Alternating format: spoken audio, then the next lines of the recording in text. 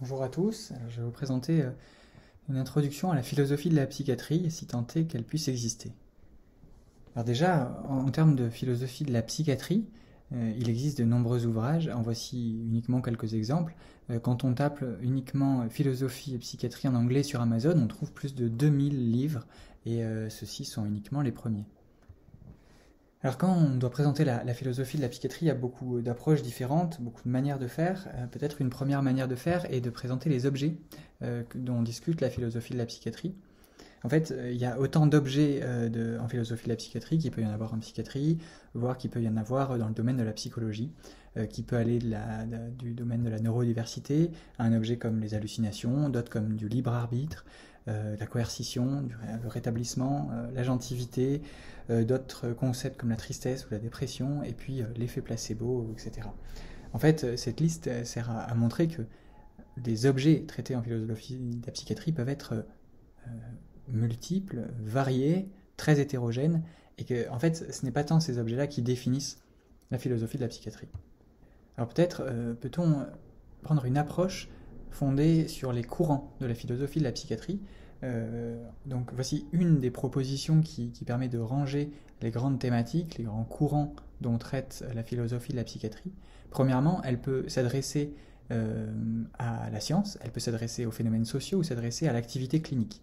Et donc partant de là, il va y avoir plusieurs types, approches de philosophie de la psychiatrie. La première psychiatrie, la philosophie qui considère la psychiatrie comme une science, eh bien, on va se baser sur la philosophie des sciences, puis étudier la linguistique, philosophie de l'esprit ou la philosophie analytique, la philosophie des neurosciences, de la biologie, des statistiques, de l'évidence-based medicine, de l'évolution, etc. etc. Une philosophie qui s'intéresse à la psychiatrie comme phénomène social va se baser notamment sur la philosophie sociale et politique, et puis va étudier par exemple la psychiatrie transculturelle, sociale, critique, et notamment l'antipsychiatrie qui est plus nihiliste, une psychiatrie politique ou une psychiatrie de la folie, domaine émergent de la philosophie de la psychiatrie. Et enfin, une philosophie qui s'attachera à la psychiatrie comme activité clinique va plus se baser sur des méthodes issues des humanités, de la pratique clinique ou de sciences humaines, et s'intéressera à la phénoménologie, à une philosophie de la psychanalyse a pu être développée, ou une psychiatrie fondée sur les valeurs. Il existe également une philosophie de la psychologie, ou une philosophie de la santé, voire une éthique, qui se rapprochent et peuvent plus ou moins se recouper avec la philosophie de la psychiatrie. Alors, par la suite de la présentation, c'est plutôt autour de la psychiatrie conçue comme une science sur laquelle je vais me pencher. Alors enfin, on a vu qu'il y avait des objets en philosophie de la psychiatrie, il y a des approches. On pourrait dire de manière plus succincte qu'il y a des thématiques en philosophie de la psychiatrie, ou du moins en philosophie de la psychiatrie scientifique, donc la première branche des trois approches précédentes. Et dans ce cas-là, quand on essaie de démarquer quelles sont les grandes thématiques en philosophie de la psychiatrie, on peut en démarquer 6. Premièrement, la démarcation entre normal et pathologique, ou la définition du trouble mental, est une question fondamentale.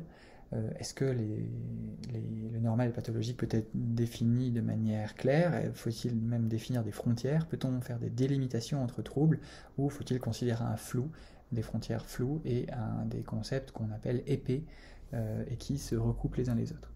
De la même manière, quand on essaie de définir qu'est-ce qu'une entité comme un trouble, un syndrome, un diagnostic, une catégorie en psychiatrie, eh bien on se demande est-ce que ce sont des espèces naturelles au même titre que des oiseaux ou des nuages, ou est-ce que ce sont des espèces pratiques, c'est-à-dire qui n'ont été définies que pour pouvoir être maniées? Voici donc quelques exemples de cette première thématique. En ce qui concerne la nosologie et le pluralisme, eh bien on peut s'interroger sur les classifications émergentes qui sont en interaction mutuelle, ou plus précisément sur l'une d'elles, le DSM, qui est la classification actuellement dominante dans la pratique clinique.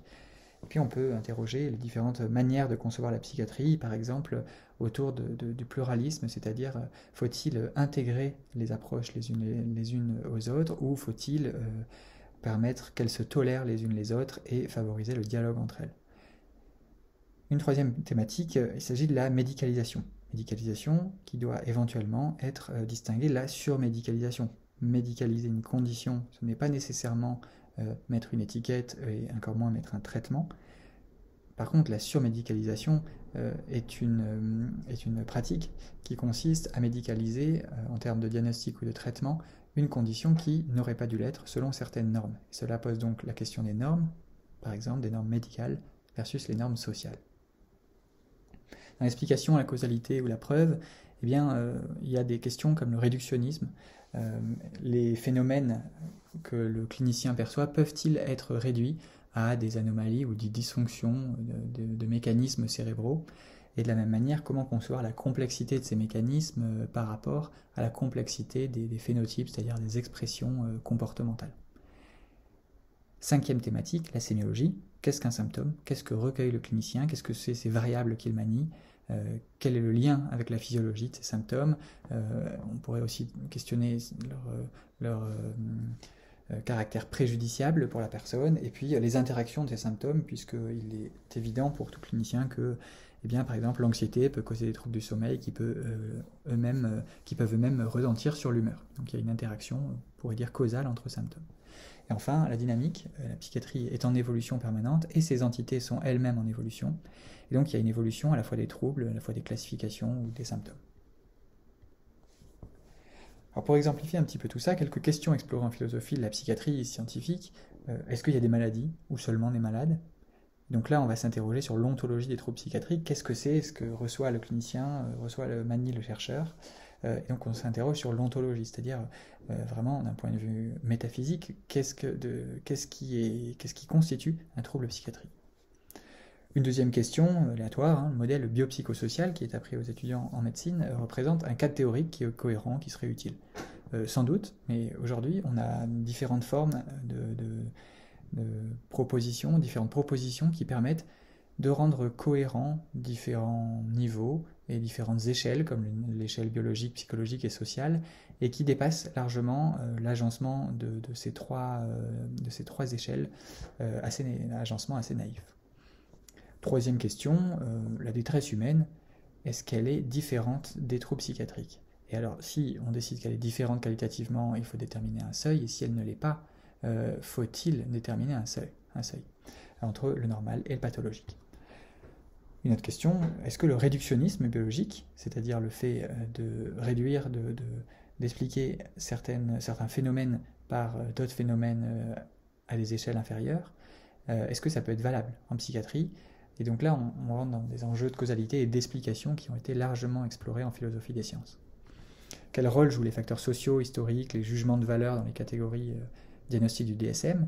On sait que le DSM propose des critères, cependant ces critères sont chargés de certaines valeurs, et on a donc des catégories ou des espèces, comme les espèces naturelles, on pourrait dire qu'on a des espèces interactives qui évoluent dans les classifications en fonction des comportements et en fonction des mœurs, des valeurs et de la société. Autrement dit, lorsque la société change, les classifications doivent changer en retour. Et enfin, pour un autre exemple de question, quels sont les risques de la médicalisation? Qu'est-ce qu'un préjudice? Et donc là, on retombe sur une question largement étudiée et explorée en philosophie de la médecine et de la psychiatrie, la question de la dysfonction préjudiciable. Un trouble pourrait être défini comme une dysfonction qui est à l'origine d'un préjudice qui est directement lié. Alors, une fois qu'on a vu ça, est-ce qu'il existe une philosophie de la pédopsychiatrie? Donc il existe un ouvrage d'une collection qui publie autour de la philosophie de la psychiatrie, International Perspective in Philosophy and Psychiatry, et qui questionne les principaux dilemmes qui existent dans la psychiatrie de l'enfant et de l'adolescent. En fait, dans cet ouvrage, il n'y a pas de structuration de la philosophie de la psychiatrie, pas de proposition de structuration, mais quelques questions qui sont soulevées. Alors, cela peut être d'un côté décevant, et en même temps, cela interroge. En effet, alors pourquoi la philosophie de la psychiatrie est-elle encore si peu étudiée? Premièrement, pour des raisons déjà de hiérarchie dans la recherche et dans la philosophie. Lorsqu'on étudie les sciences humaines, on peut étudier la philosophie. Lorsqu'on étudie la philosophie, on peut faire de la philosophie des sciences. Puis on peut se spécialiser en philosophie de la médecine, et puis se spécialiser en philosophie de la psychiatrie, et uniquement après cela, on va faire de la philosophie de la pédopsychiatrie, ce qui restreint tout de même le champ de recherche et le nombre de chercheurs qui s'y intéressent. Deuxièmement, on pourrait aussi dire que cela provient de l'histoire de la discipline. La pédopsychiatrie déjà est relativement nouvelle en médecine, ne serait-ce que parce que la pédiatrie elle-même est relativement nouvelle, et l'intérêt pour l'enfant tel qu'on le conçoit actuellement est vraiment une thématique récente. De plus, il y a un monopole de la tradition de la psychologie darwinienne, avec l'enfant considéré sur la base d'idiotie, d'imbécilité, voire de folie chez les enfants. Et ensuite, un modèle, le modèle de Piaget qui est quand même ancré dans une forme de positivisme qui a pu empêcher le développement d'une certaine forme de psychiatrie. Et puis, eh bien, la pédopsychiatrie revendique un ancrage décalé par rapport à la science, et donc à la philosophie des sciences, puisqu'elle s'est fortement ancrée dans la psychopathologie et dans la psychodynamie. Et en fait, relié à ça, en effet, la discipline de la pédopsychiatrie est moins orientée vers les approches théoriques, parce qu'elle veut éviter les dérives en clinique, notamment une approche théorique, ça voudrait dire poser des diagnostics absolument pour tous les enfants, donc on imagine bien la dérive qu'il peut y avoir.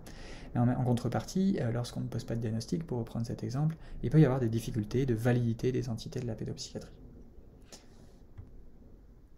Alors à quoi ça pourrait ressembler, une question qu'on pose en philosophie de la psychiatrie? Par exemple, comment gérer la neurodiversité dans le trouble du spectre de l'autisme, en pratique clinique? Neurodiversité, on l'a vu principalement, un des objets qui peut être traité en philosophie de la psychiatrie, qui considère que les enfants, notamment porteurs d'un trouble du spectre de l'autisme, un TSA, auraient un fonctionnement qualitativement différent et que l'environnement dans lequel ils évoluent ne serait pas adapté à ce fonctionnement.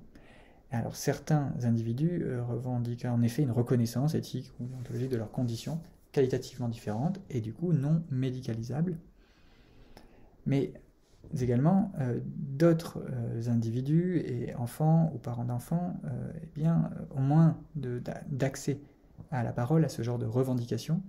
Et il y a une certaine injustice épistémique parce que ces personnes qui ont moins accès sont aussi celles qui ont le plus besoin d'un soutien psychologique et psychiatrique, ce qui pose des problèmes éthiques dans la question de la neurodiversité, puisque il est clair qu'écouter les personnes revendiquant une non-médicalisation est fondamental, et en même temps, les personnes qui nécessitent un soutien psychologique et psychiatrique, ce qui ne veut pas dire un traitement, sont moins entendues.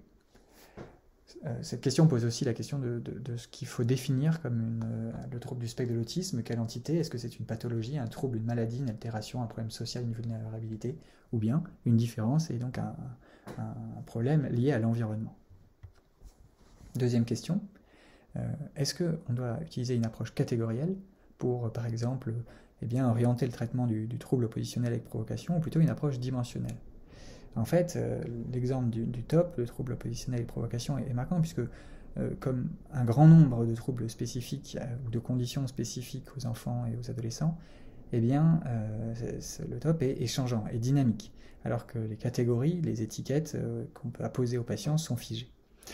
Par exemple, une des particularités de l'enfant serait son immaturité émotionnelle et qui pourrait en fait constituer une étape constitutive du neurodéveloppement et absolument fondamentale. La médicalisation de cette manifestation, de ce phénotype, serait sans doute une erreur.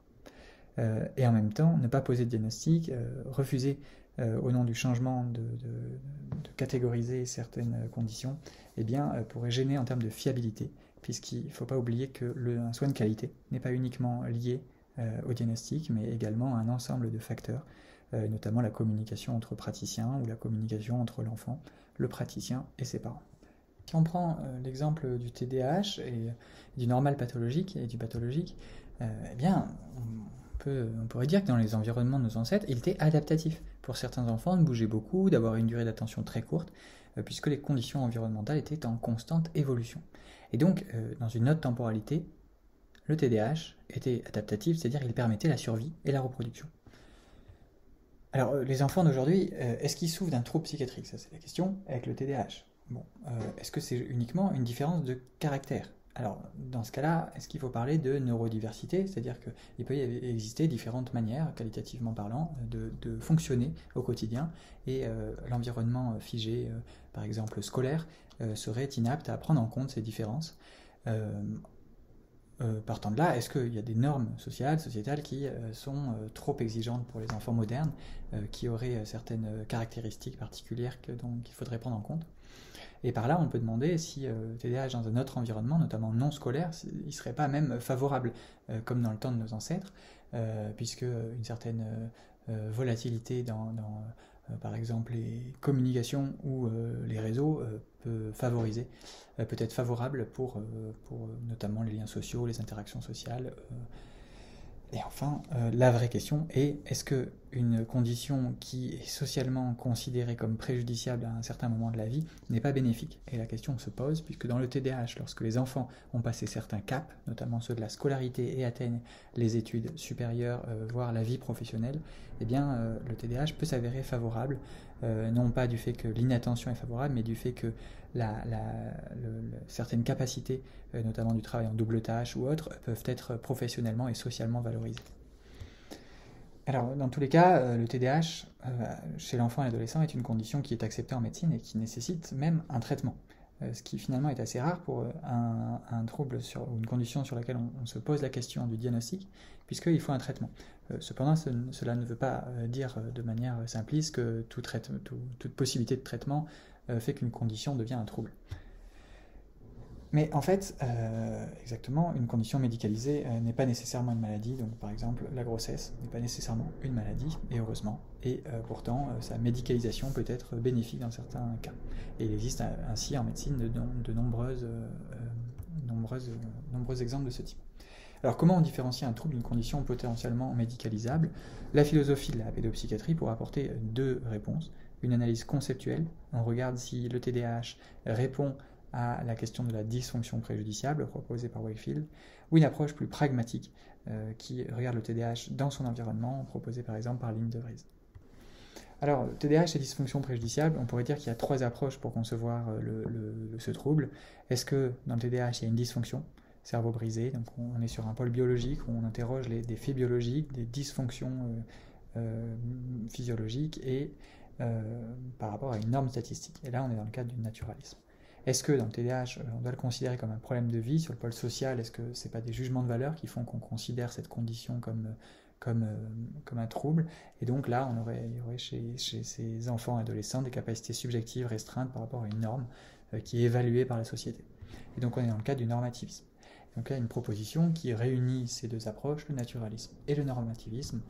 Et donc cette proposition finalement dit que le TDAH devrait être considéré comme un trouble psychiatrique quand il résulte d'une dysfonction, selon le naturalisme, et cette dysfonction devrait causer un préjudice, selon le normativisme, préjudice conçu selon la personne en termes de détresse vécue, ou selon les valeurs de la société en termes d'handicap. Et donc là, dans ce cas-là, le TDAH serait un trouble psychiatrique, en plus d'être une condition potentiellement médicale. Deuxième approche, une approche plus pragmatique. Lorsqu'on se demande si le TDAH est un trouble ou uniquement une condition éventuellement potentiellement médicalisée, eh bien on peut approcher le TDAH comme d'un point de vue ontologique. Qu'est-ce que c'est le TDAH, cette entité-là? Est-ce que c'est un non-trouble, comme le serait le trouble de personnalité? Est-ce qu'on a défini le TDAH selon une conception pratique, de manière pratique, définir des frontières pour le TDAH? Eh bien, ça permettrait de le traiter, de le prendre en compte, de le prendre en charge, de l'évaluer, d'en parler avec les cliniciens, d'en parler avec les parents. Et donc là, de la même manière que le trouble dépressif caractérisé, le TDAH, eh bien, serait une condition médicalisée parce que, eh bien, elle nécessite un traitement.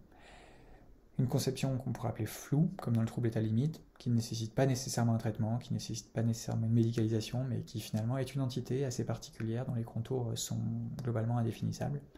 Et puis on pourrait aussi se demander si le TDAH n'est pas une conception discrète, c'est-à-dire vraiment s'il n'y a pas une séparation nette entre une personne TDAH et une personne non TDAH. Et en fait, on pourrait argumenter ça en disant que les bilans neuropsychologiques permettent de nous donner des chiffres sur le trouble attentionnel, voire sur l'hyperactivité qui en résulte. Et finalement, on pourrait dire de manière assez distincte, assez évidente qu'il y a une distinction entre le TDAH et le non-TDAH. Et puis une conception essentialiste, là, qui dirait, bien, le TDAH, tout simplement, c'est quand il y a une anomalie, notamment au niveau du cerveau.